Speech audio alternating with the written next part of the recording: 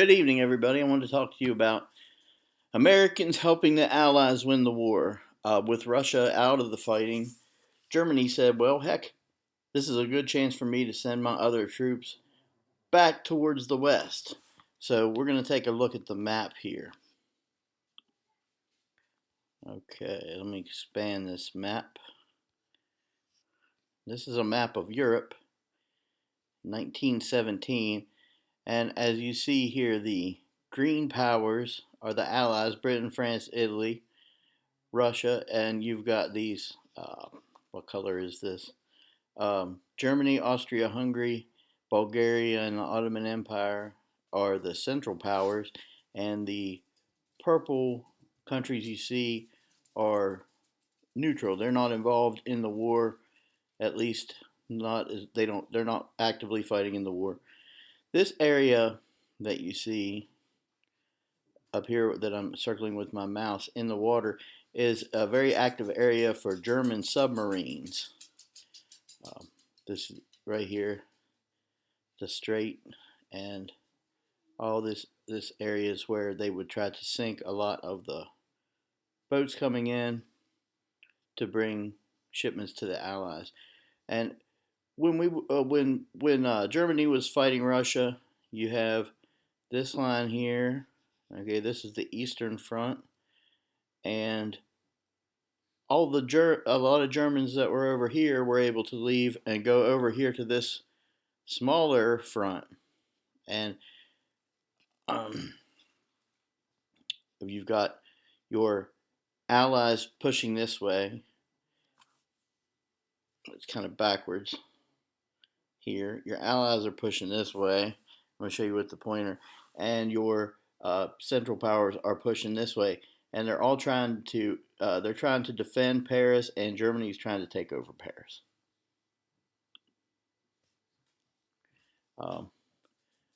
American soldiers might not have been quite ready for action. Um, the men were in the trenches with rats and lice and the bodies of other dead soldiers, and they had this poem here: "Sing me to sleep where the bullets fall, and let me forget the war and all. Damp is my dugout, and cold is my feet. Nothing but bully and biscuits to eat." So the bully was this dried beef, and the biscuits were these hard biscuits that they would send out because they would last forever in your pocket. So they'd stay good even if they crumbled up. I'm going to look a little more here at another map. In 1918, the Kaiser's Battle, or the Kaiserschlacht, also known as the Ludendorff Offensive, were German attacks along the Western Front during the First World War. So you see again here, this is France,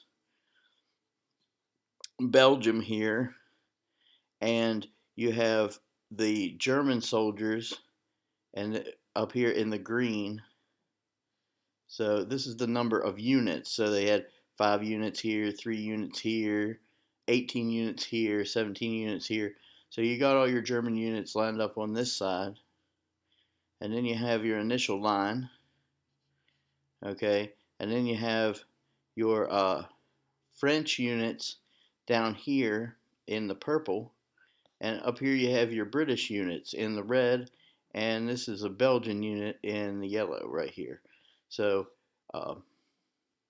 the Central Powers keep pushing towards France, towards actually Paris, France, and the French and the British keep pushing back, saying no, and they keep pushing through. And as you see here, these lines move. So right here, the Germans pushed forward from this line to this line, and then here the Battle of the Somme River.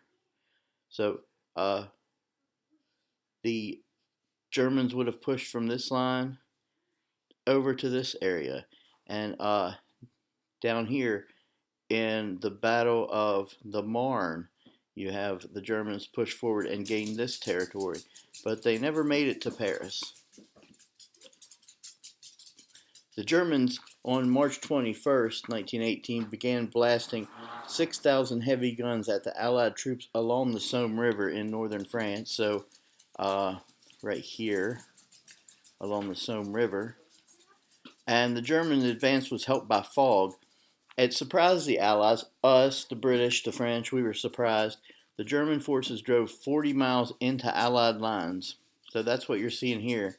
Is this line right here? The Germans are driving into this line right here.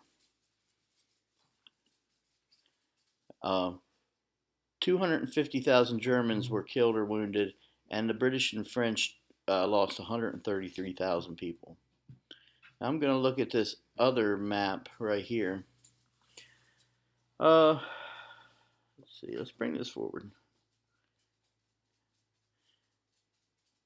This is a map of German offenses near the end of the First World War. And I'm going to point out some places here on the map. Very important here is Paris, France. Paris, France, okay? And over here is Germany and Belgium. You got Belgium up here and Germany over here. So you have the line. This is the Western Front of World War One. The front is where they're fighting. You can think of this as kind of like a football game without a football. Paris is the end zone. And in this area here, we have the French and the British and the U.S. troops trying to stop the Germans who are trying to get to the end zone, which is Paris. And we have to keep them from getting there. There's really kind of no ball involved in this football game. It's just every man trying to keep every other man from getting into the end zone. We have the Somme offensive on the 21st of March through April 4th, 1918. And the Germans drive forward from their line here and they take this area over. Okay? And then you have up here you have a second German offensive on in the higher part of Belgium. And they go from this line and they take over this area right here. And then you have the third German drive on the 27th of May. They drive from this line forward to take over these areas. And then you have the fourth German drive where they try to shoot along this line from the 8th to the 12th of June. And they also try to come in right here at the same time. So they're trying to come in two different places. Okay, and we stop them there. And then the Battle of the Marne, the 5th German offensive on the 15th to the 17th of July, right here where they broke forward. So these battles along the Marne River stopped the German advance, and then ultimately this is what would lead to winning the war. This battle shaped the legend and character of the modern American military, especially the Marines, and it signaled the arrival of the United States as a modern military power. We had effectively came in. The British and the French were tired. They were tired of watching their men die. They were tired of fighting in these trenches. They would get diseases and trench foot, and it was just terrible. And the Germans were tired too. They had better trenches, and in between the fighting trenches, you had no man's land, where if you went there, you were more than likely you would get killed. And the Americans came and we stuck together as a fighting force, and we were able to knock the Germans back and eventually start going through and liberating towns and sending the Germans packing. It says here, they were unprepared for our fresh fighting skills. The U.S. succeeded in stopping the German advance less than 50 miles from Paris. The Allies attacked and gradually drove the Germans back. The German generals became desperate and launched their final offensive to attempt to cross the Marne River.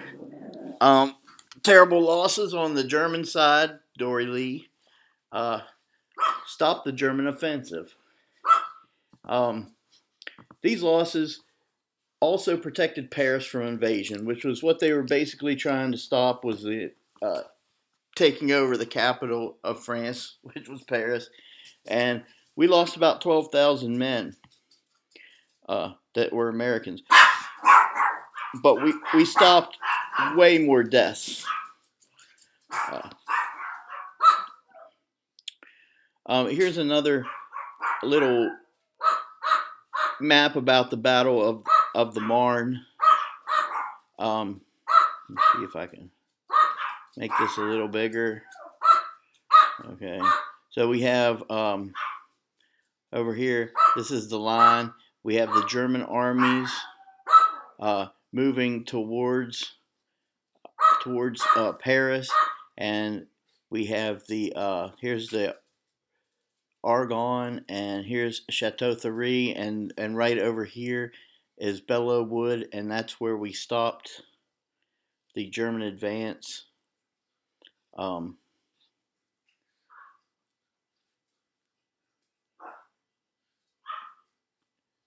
There are many heroes during World War I, but the one that stood out the most, I showed you a clip from a while back. This is Sergeant Alvin York from Tennessee, and he was a religious man. He was a conscientious objector. He did not want to go to war. He didn't believe in killing people, and he really didn't think it was his war because he came from Tennessee way back in the woods, and he just wanted to be a farmer and get married and such. But he I think he killed about 25 men. Well, that's what it says here, and captured 132 prisoners. There's a movie about him called Sergeant York, and it's very good. You should watch it. He said here in his diary, I'm going to move this, about his heroic actions. The machine guns were spitting fire and cutting down undergrowth all around me, something awful. So cutting down the bushes around him. I didn't have time to dodge behind a tree or into the brush. I didn't even have time to kneel or lie down. As soon as the machine guns opened fire on me, I began to exchange shots with them. Now, in the middle, I'll say he was a very good shot. Great aim. In order to sight me or to swing their machine guns on me, so in order to shoot him, the Germans had to show their heads just above the trench. They had to stick their heads up. And every time I saw a head, I just touched it off. So that meant every time he saw a head pop up, he just shot it. Kind of like, pop goes the weasel or something. Every time a head would pop up, he would shoot. Every time I saw it, all the time I kept yelling at them to come on. I didn't want to kill any more of them than I had to. But it was they or I, and I was giving them the best I had. So if you watch that clip of the movie, you'll see him take these heroic actions. Also, we had the Harlem Hellfighters, who were the African American fighters of the 369th Infantry out of Harlem, New York. They first reached the Rhine River on the German border, and they aided the forces at Chateau Thierry and Belleau Wood. They were awarded the Croix de Guerre, or the Cross of War Medal for bravery, which is the highest honor you can get in France for bravery.